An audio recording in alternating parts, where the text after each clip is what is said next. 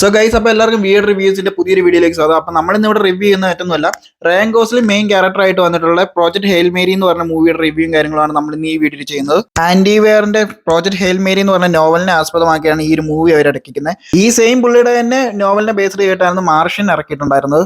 ഈ ഒരു മൂവിയുടെ പ്ലോട്ട് ഭയങ്കര ഇൻട്രസ്റ്റിംഗ് ആണ് കേട്ടോ. കാര്യം പറയുന്നതല്ല, ഇതിന്റെ സ്റ്റാർസ് ഒക്കെ ഡിം ആയിക്കൊണ്ടിരിക്കുകയാണ്.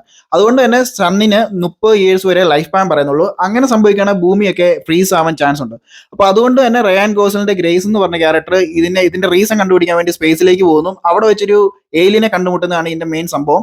അത് റോക്കി എന്ന് പറഞ്ഞ ഒരു ഏലിയനെ കണ്ടുമുട്ടുന്നതും അവരുടെ ഒരു ഫ്രണ്ട്ഷിപ്പും ഇമോഷൻസും കോമഡിയും സൈഫൈ ഒക്കെയാണ് ഈ ഒരു പടത്തിന്റെ main interesting factor.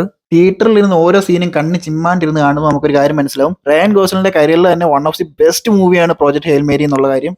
Sci fi feel good movies ഒക്കെ ഇഷ്ടപ്പെടുന്ന ആൾക്കാരാണ് നിങ്ങൾക്ക് ഈ ഒരു മൂവി തീർച്ചയായിട്ടും പോയി കണ്ടുപോകുക. തിയേറ്ററിൽ തന്നെ കാണാൻ ശ്രമിക്കുക. കാര്യം നിങ്ങൾ ഇന്റർസ്റ്റെല്ലർ ഒക്കെ നിങ്ങൾക്ക് ഇഷ്ടമാണെങ്കിൽ ഈ ഒരു പടം നിങ്ങൾക്ക് ഇഷ്ടപ്പെടും. കാര്യം വിഷ്വലി അത്രയും ഗ്രാൻഡാണ്. ആ ഒരു സ്പേസ് മൂവീസ് ഒക്കെ ഇഷ്ടപ്പെടുന്ന ആൾക്കാർക്കൊക്കെ തീർച്ചയായിട്ടും ഇഷ്ടപ്പെടും. മാത്രമല്ല അവരുടെ ആ ഒരു ഏലിയൻ ആ ഒരു റോക്കി എന്ന് പറഞ്ഞ ഏലിയനും ഗ്രേസ് എന്ന് പറഞ്ഞ ആ ഒരു ക്യാരക്ടറിന്റെ അവരുടെ ഒരു ഫ്രണ്ട്ഷിപ്പ് ഭയങ്കര രസമായിട്ടാണ് അവർ എടുത്തു വെച്ചിരിക്കുന്നത്. ലിറ്ററലി നമുക്ക് തിയേറ്ററിൽ കണ്ണ് നിറയുന്ന കുറേ സീൻസ് ഉണ്ട്. പക്ക ഒരു ഫീൽ ഗുഡ് എൻഡിങ്ങും ഉണ്ട്. ഫീൽ ഗുഡ് എന്ന് വെച്ചാൽ പീക്ക് സാറ്റിസ്ഫാക്ഷൻ ആണ് ഈ പടം കണ്ടു കഴിഞ്ഞ് നമുക്ക് ഇറങ്ങുമ്പം. സോ ഒറ്റ വാക്കിൽ ഈ പടം എങ്ങനെയുണ്ടെന്ന് ചോദിച്ചു കഴിഞ്ഞാൽ